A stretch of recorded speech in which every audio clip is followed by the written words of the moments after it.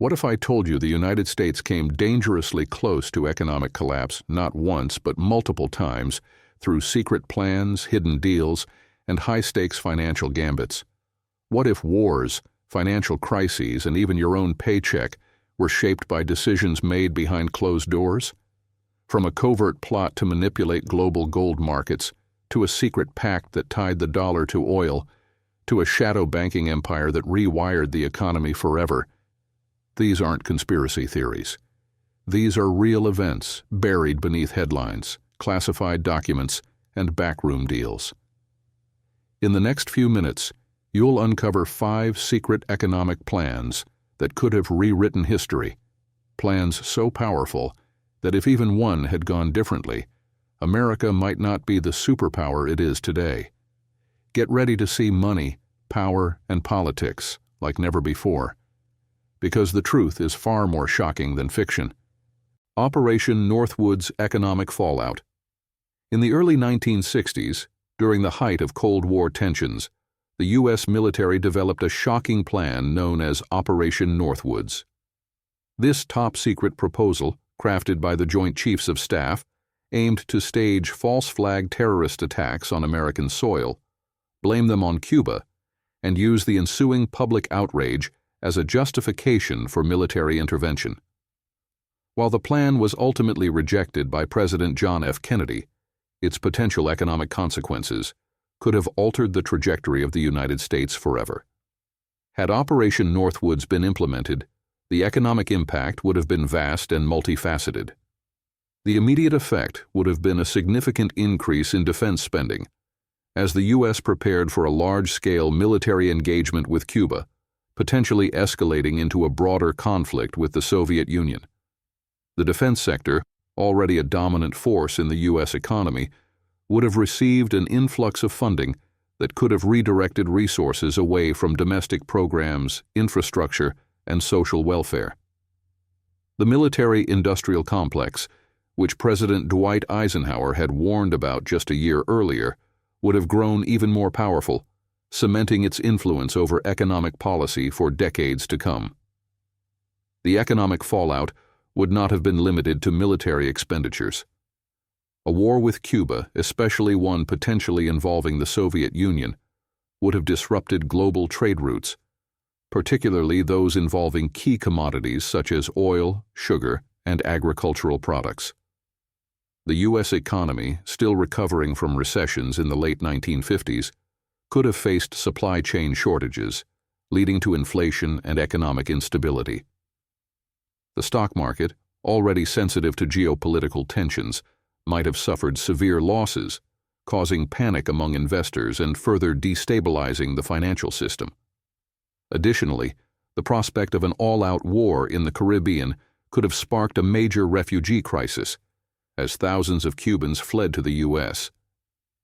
This would have put enormous strain on social services and housing markets in Florida and other parts of the country.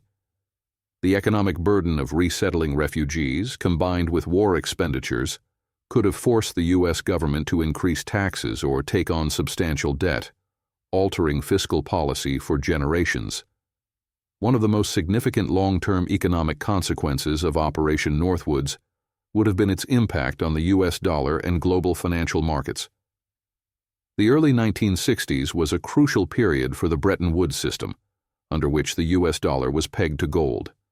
A major war could have led to increased government spending beyond what the gold reserves could support, accelerating the collapse of the system that eventually occurred in 1971 when Nixon officially ended the gold standard.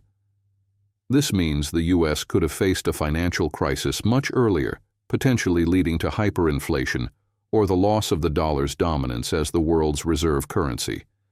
The domestic economy would have also faced severe challenges. With increased military spending, manufacturing sectors would have been forced to shift priorities toward war production, limiting innovation and investment in consumer goods and civilian industries. Job markets could have experienced distortions, as young workers were drafted into the military instead of contributing to the labor force in other critical industries. The potential for economic inequality to rise would have been significant, As defense contractors and corporations benefiting from wartime production grew richer, while lower-income communities bore the burden of war-related hardships.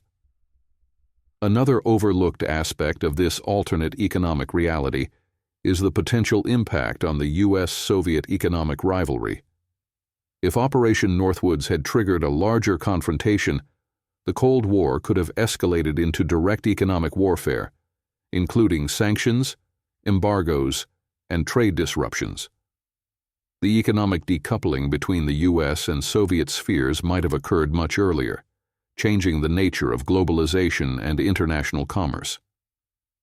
Perhaps most concerning is the psychological impact a staged false flag operation would have had on public trust in the government and financial institutions. If it had ever been exposed, whether during or after the war, the revelation that the U.S. government orchestrated attacks on its own citizens to justify war could have led to widespread civil unrest, market crashes, and even political upheaval. Investor confidence in U.S. markets and government bonds could have been shattered, leading to capital flight and a potential economic depression. In rejecting Operation Northwoods, Kennedy not only prevented a dangerous military conflict, but also avoided an economic catastrophe that could have reshaped the U.S. forever. The decision to deny this covert plan allowed the U.S. economy to develop along a more stable trajectory, ultimately leading to the prosperity of the late 20th century. However, the mere existence of the plan serves as a chilling reminder of how close the country came to an alternate history of economic turmoil, government deception, and global instability. The Greenback Revival Proposal. Throughout American history, the control of currency issuance has been a fiercely contested issue with deep economic and political implications. One of the most radical yet little-known proposals that could have fundamentally altered the U.S. economy was the secret push to revive the greenback system, government-issued currency that bypassed private banking interests and the Federal Reserve. This idea, surfacing in different forms throughout the 20th century, had the potential to disrupt the financial order, break the power of central banking, and radically reshape the American economic landscape. The greenback system originated during the Civil War, when President Abraham Lincoln authorized the issuance of paper money that was not backed by gold or silver, but instead by the credit of the U.S. government. This move allowed the Union to finance the war without relying on high-interest loans from private banks. The success of this system demonstrated that the government could control its own money supply without the need for a central bank. However, after the war, powerful banking interests successfully lobbied to phase out the greenbacks, ensuring that the banking system retained control over the issuance of money. The idea of reviving the greenback resurfaced in the 20th century, particularly during moments of economic crisis. One of the most serious considerations came in the early 1930s, during the Great Depression, when President Franklin D. Roosevelt and his advisors explored alternative monetary policies to combat deflation and unemployment. While Roosevelt ultimately chose to abandon the gold standard and establish new regulations for private banks, some within his administration advocated for a complete overhaul, one that would have reinstated government-issued money and removed the Federal Reserve from the equation entirely. Had the greenback system been revived, the implications for the U.S. economy would have been profound. First and foremost, it would have eliminated the need for the government to borrow money from private banks at interest, significantly reducing national debt over time.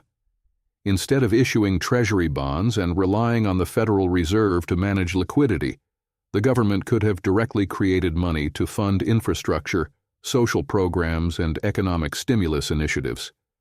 This shift could have dramatically altered the financial landscape, empowering public investment over private lending institutions. However, the impact on the banking sector would have been equally dramatic. Private banks, which rely on their ability to create money through lending, would have seen their influence diminish significantly. The fractional reserve banking system, in which banks issue loans far beyond their actual reserves, would have been challenged by a monetary system in which money entered circulation through direct government spending rather than debt creation. This would have likely led to a political and financial war between banking elites and government policymakers, with Wall Street lobbying aggressively against any move toward a public money system. Internationally, the revival of the greenback would have sent shockwaves through global markets. The U.S. dollar, long tied to interest rate policies controlled by the Federal Reserve, would have operated under an entirely different framework. Foreign creditors who had invested in U.S. bonds might have reacted with skepticism or fear, causing capital flight or volatility in foreign exchange markets. The structure of global finance, which depends on private central banking institutions managing national currencies, could have been destabilized if the world's largest economy had shifted to a government-controlled money supply. One of the strongest arguments for reviving the greenback was its potential to prevent economic cycles of boom and bust driven by excessive private lending. Proponents argued that by eliminating interest-bearing debt from the money creation process, the government could stabilize the economy, prevent speculative bubbles, and ensure that money served the productive economy rather than financial speculation. Critics, however, warned that without independent control, politicians could misuse money issuance for short-term gains, leading to runaway inflation or hyperinflation. In the post-World War II era, interest in greenback-style reforms persisted among economists and political activists who saw the growing dominance of private banking as a threat to economic stability and democracy. Figures such as Congressman Wright Patman and economist Milton Friedman debated the role of the Federal Reserve and the possibility of shifting to a system in which money creation served the public interest rather than private profit.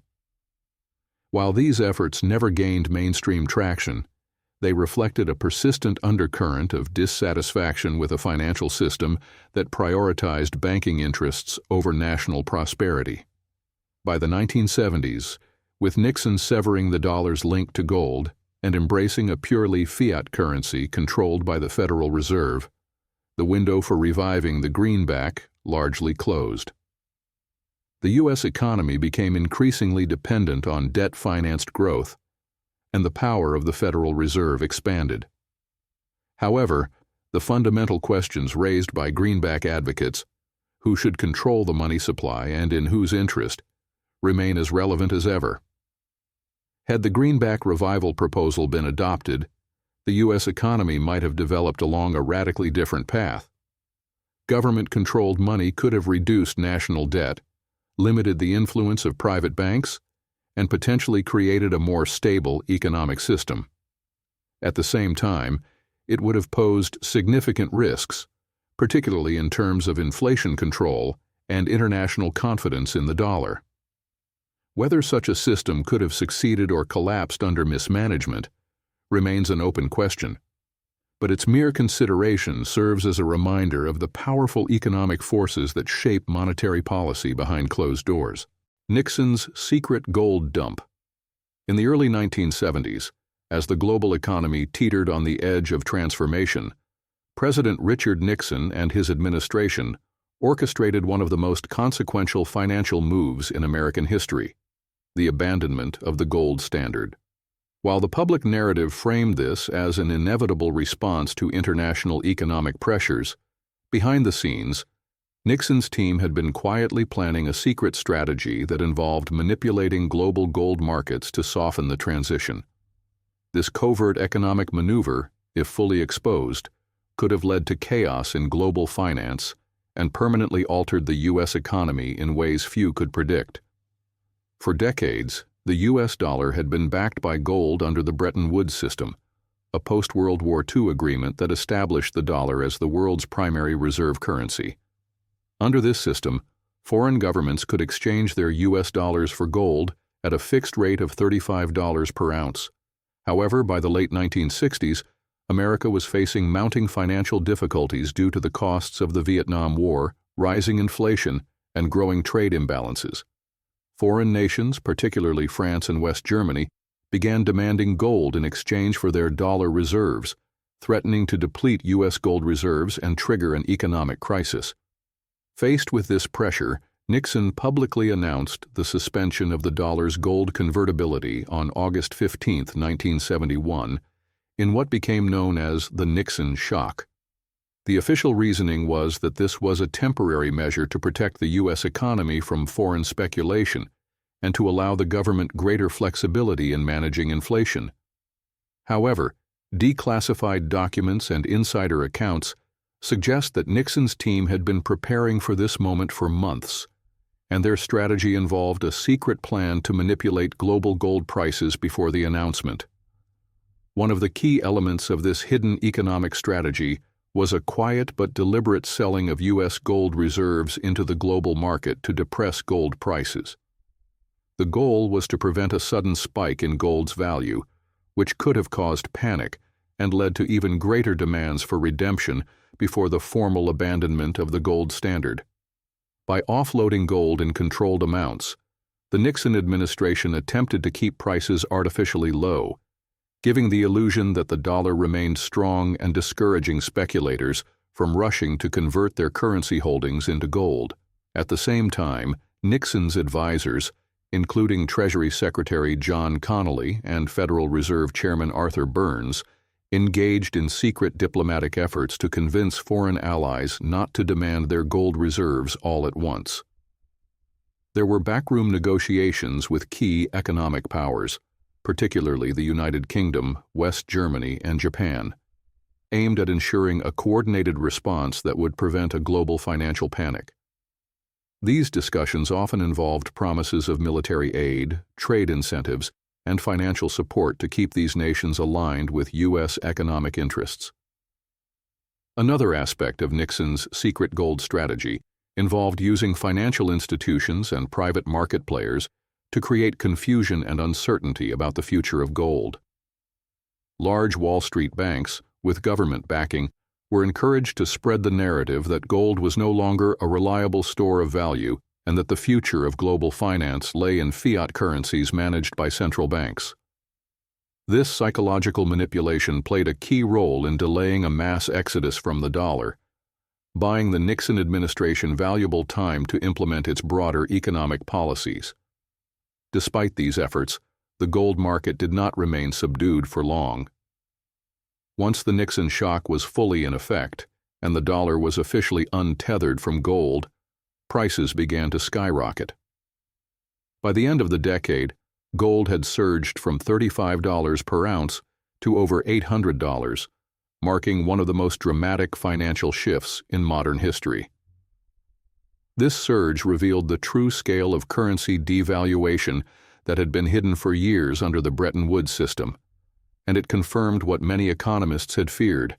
The U.S. had effectively been running on an unsustainable financial model propped up by strategic deception. The long-term consequences of Nixon's secret gold dump were profound. By removing gold's direct backing, the U.S. gained the ability to print money without restraint, leading to a new era of inflationary cycles, asset bubbles, and financial instability.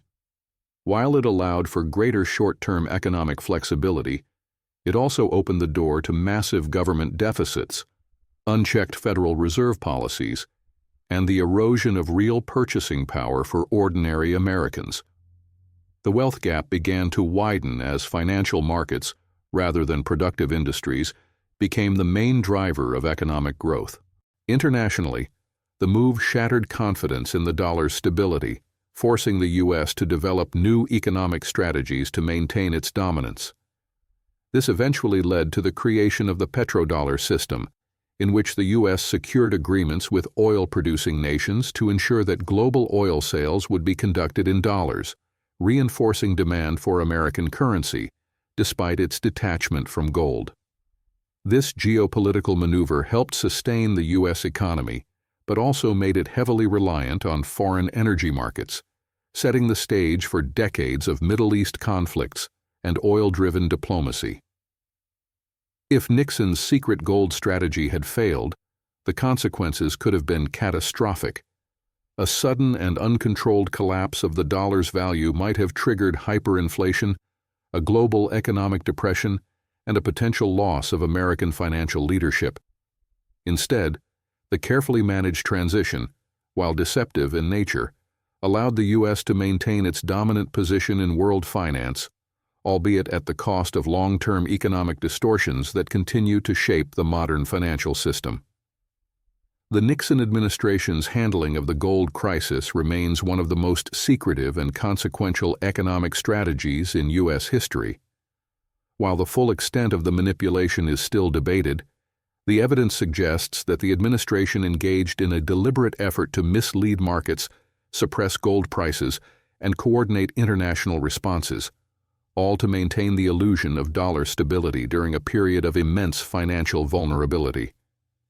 This hidden history serves as a reminder of how economic power is often wielded behind closed doors, with decisions made in secret rooms determining the financial fate of entire generations. The petrodollar coup. The modern global economy is built on a foundation few fully understand: the U.S. dollar's dominance in the oil trade. This dominance, however, was not an accident of free market forces, but rather the result of a secretive, high-stakes economic maneuver orchestrated by the United States in the 1970s.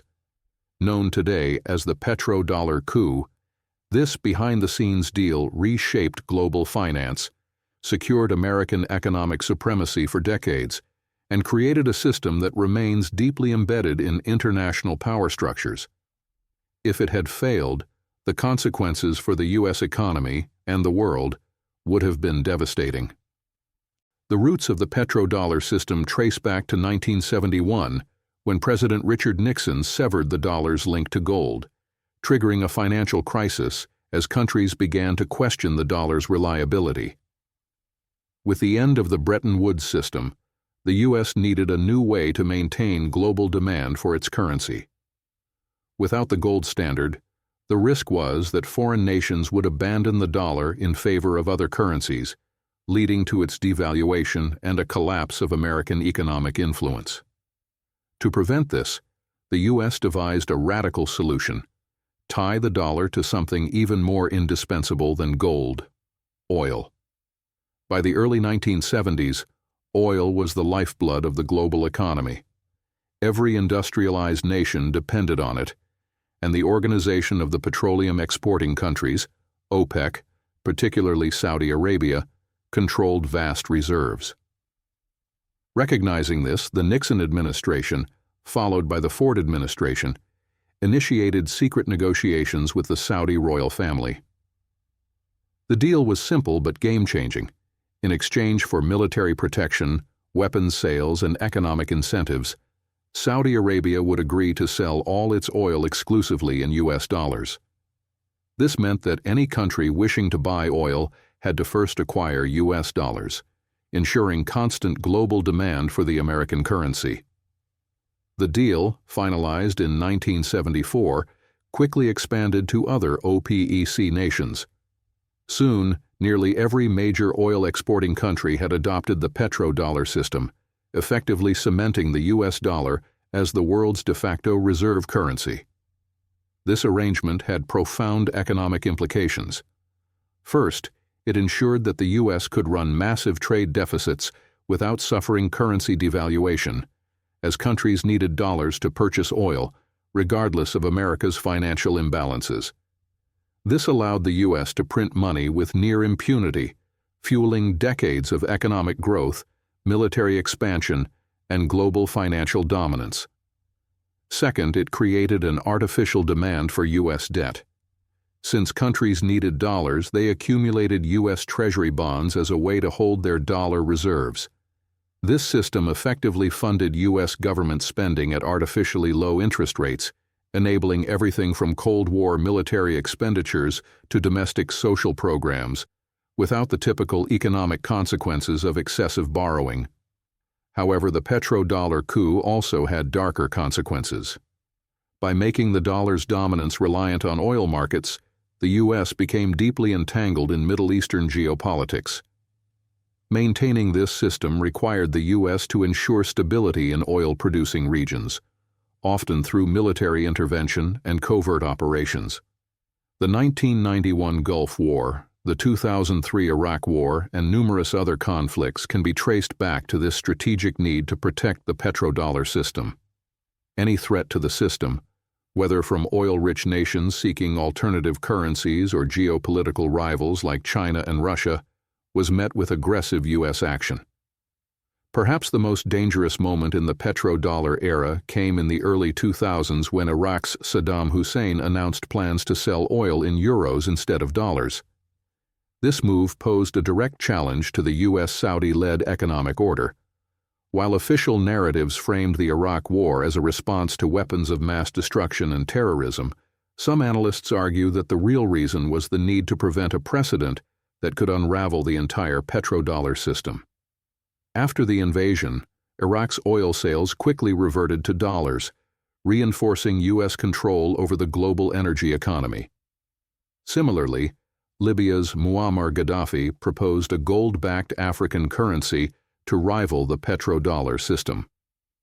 Shortly after, in 2011, NATO led a military intervention that resulted in Gaddafi's death and the collapse of his regime.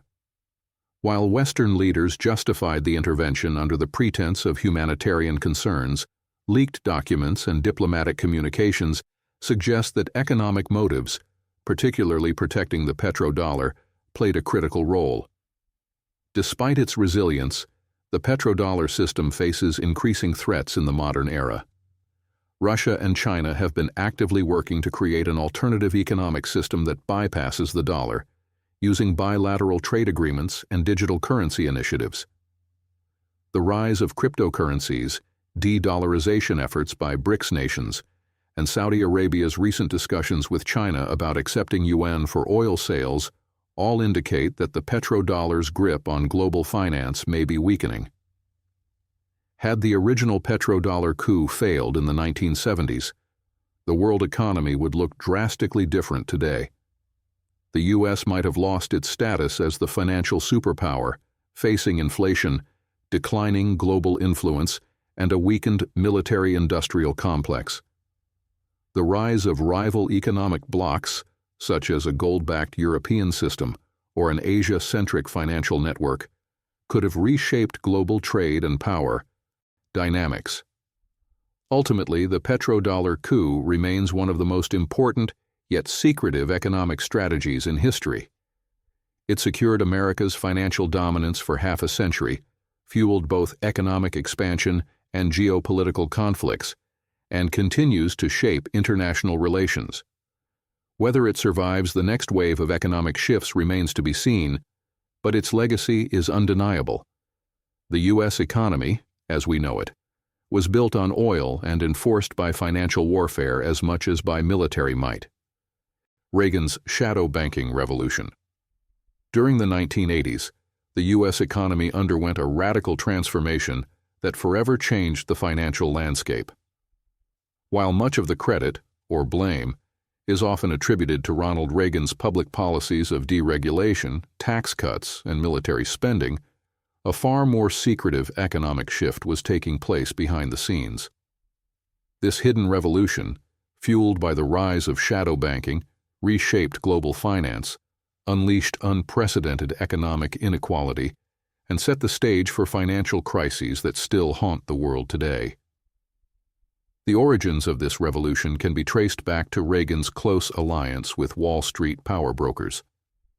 His administration, filled with former investment bankers and corporate executives, sought to dismantle many of the financial restrictions that had been in place since the Great Depression.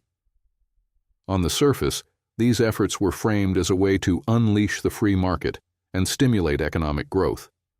However, the true beneficiaries were not everyday Americans or traditional banks, but an emerging class of unregulated financial institutions that operated outside the reach of government oversight.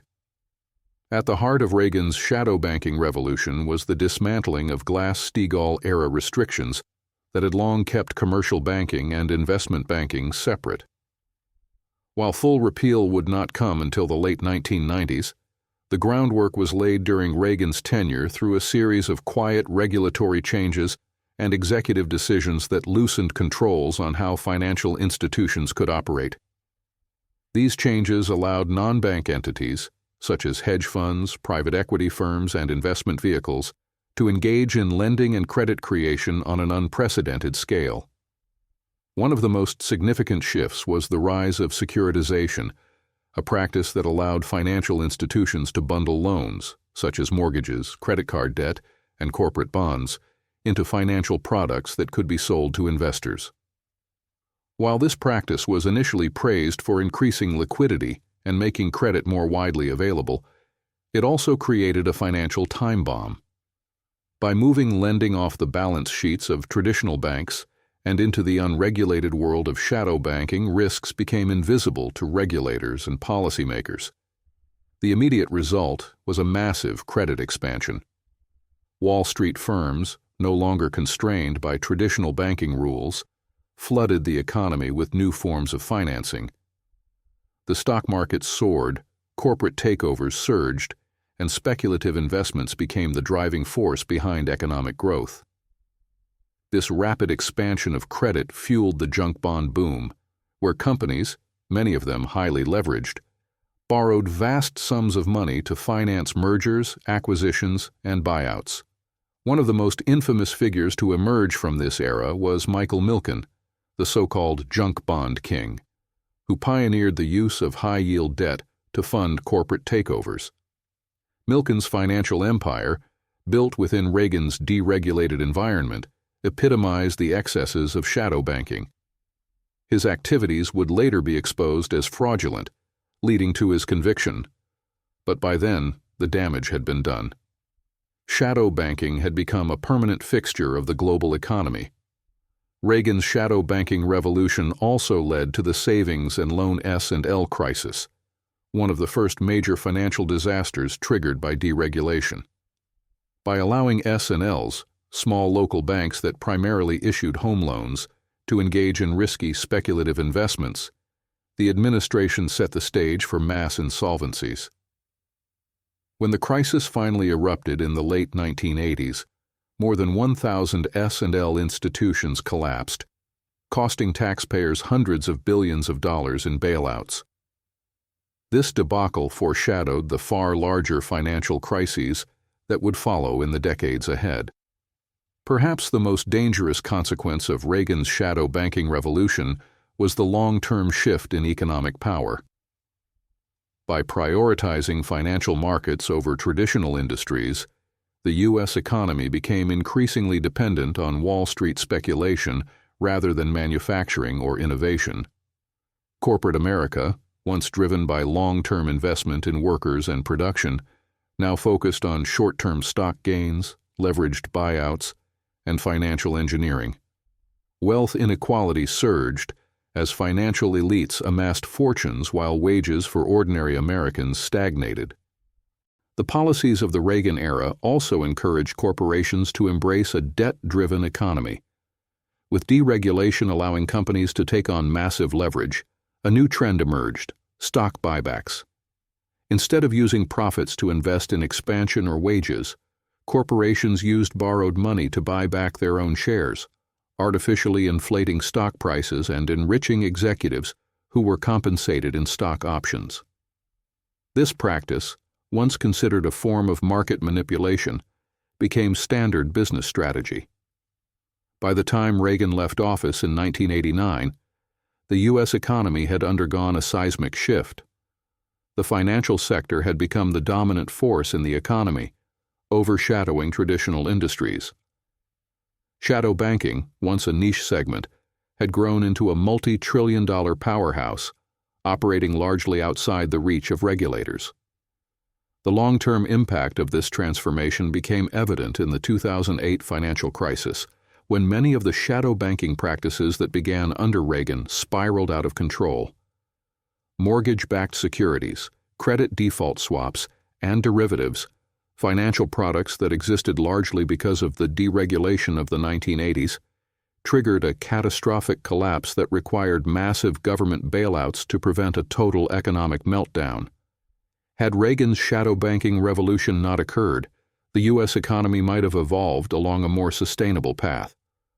Traditional banking institutions would have remained the primary lenders, speculation might have been kept in check, and the gap between Wall Street and Main Street might not have widened so dramatically.